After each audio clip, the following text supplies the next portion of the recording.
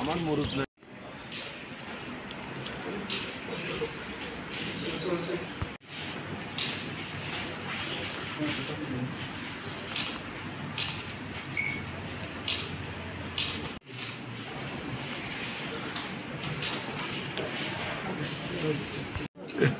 আরে খবরটা একটু পিছনে না তুই আমরা সবাই লিখতে কবিটি দা নিজালামাই দে আচ্ছা কি বিষয় নিয়ে দেখা করার ইন্ডিয়া জোটের একটা ডেলিগেশন আমাদের রাজ্যের নির্বাচনী আধিকারিক সিইও এবং আমাদের পশ্চিম ত্রিপুরা লোকসভা আসনে আরুর সঙ্গে আমরা দেখা করি।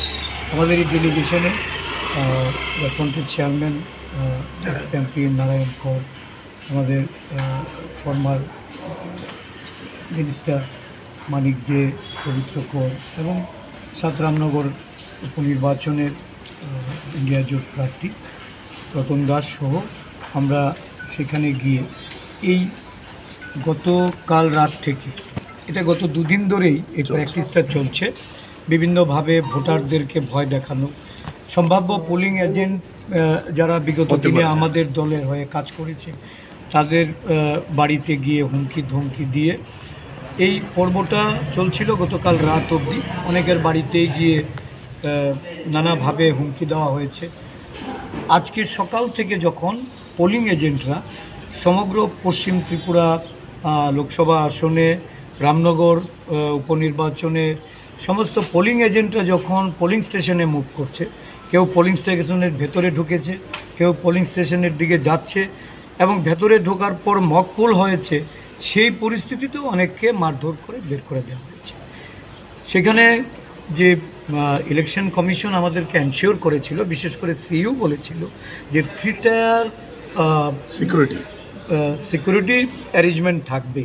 দেখা গেছে যখন এই ঘটনা ঘটছে শুধু গুটি কয় মানে পোলিং স্টেশনটাকে পাহারা দেওয়ার জন্য বা পোলিং বুথের মধ্যে যারা প্রিসাইডিং অফিসার, পোলিং অফিসারদের তাদের সিকিউরিটির জন্য যে পুলিশ অফিসাররা ছিল, কিন্তু রাস্তা দিয়ে যখন যাচ্ছে পোলিং এজেন্ট বা ভেতরে ঢোকার পর তাদেরকে কোনো রকম সিকিউরিটি প্রদান করা হয়নি বলেই তারা পোলিং বুথ থেকে বেরিয়ে আসতে হয়েছে।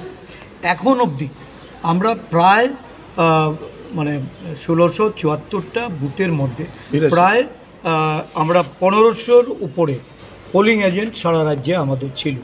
এখনও আমরা 1/3 পোলিং এজেন্ট বিভিন্ন জায়গায় আছে শুনতে পাচ্ছি, তাদেরকে বের করে দেওয়ার চেষ্টা হচ্ছে। মূলত ম্যাক্সিমাম পোলিং এজেন্টকে বের করে দেওয়া হচ্ছে।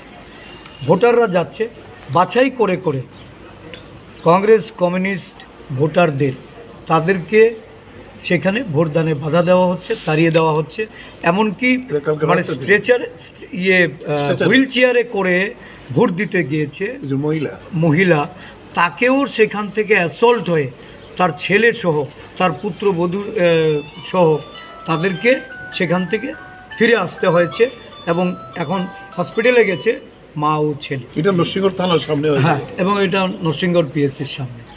বিভিন্ন জায়গায় আমাদের ভোটারদের যেমন মুখ করতে দেওয়া হচ্ছে না, পোলিং এজেন্টদের থাকতে দেওয়া হচ্ছে না। এক কথায় বলতে গেলে 2019-ও আমরা দেখেছি লোকসভা ভোটে একটা বিভৎস চিত্র, অরাজক রাজনৈতিক পরিস্থিতি, নির্বাচনের নামে সেখানে কত বড় প্রহসন হয়েছিল।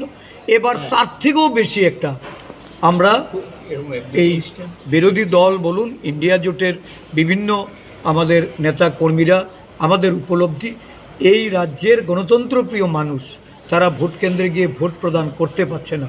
সিওকে আমরা এনশিওর করতে বলছি, কারণ এখন বেলা 2টোর উপরে।